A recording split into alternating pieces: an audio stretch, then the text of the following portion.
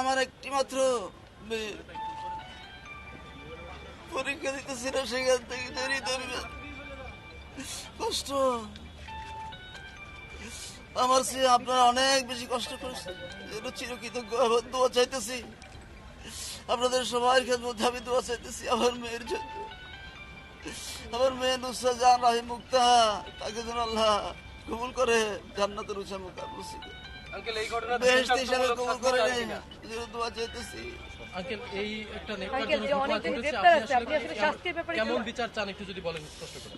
আইন অনুযায়ী সুষ্ঠু এবং ন্যায় বিচার কামনা করতেছি প্রশাসনের মাধ্যমে, যেহেতু আপনারা আমার থেকে আরো আগ থেকে সব ব্যবস্থাপনা করছেন, যেটা ভাষায় করা যাবে। কি শাস্তি দাবি করছেন একটু আবার বলেন। আইন অনুযায়ী সুষ্ঠু ন্যায় বিচার, প্রশাসনের যে নিয়ম কানুন রয়েছে সেই হিসেবে। আপনাদের অভিযোগ অনুযায়ী কার কার বিরুদ্ধে কি শাস্তি চান? যেমন আমরা জানি যে অনেক বাবা সন্তানের হত্যাকারীর ফাঁসি চায়, কার ফাঁসি চান অথবা কার কি ধরনের শাস্তি চান, এগুলো যদি একটু আমাদেরকে বলতেন। ইতিপূর্বে এ ব্যাপারে যে সমস্ত পদক্ষেপ নেওয়া হয়েছে সব এরকম ভাবে প্রস্ফুটিত হয়ে উঠেছে, সব প্রকাশিত হয়েছে।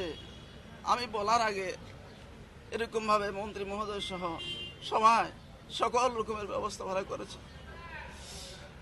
এই মুহূর্তে আমি ব্যক্ত করতে পারতেছি আমার অন্তরস্থ মনের মধ্যে কি ব্যথা, কি আগুন জ্বলতেছে, কত খারাপ লাগতেছে আমার কাছে, আমার কলিজা ধাও ধাও করে আগুন জ্বলতেছে, ব্যক্ত করতে পারতেছি না।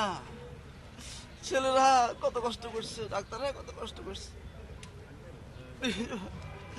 আমি দোয়া চাইতেছি আপনাদের সবাই খেদমতে,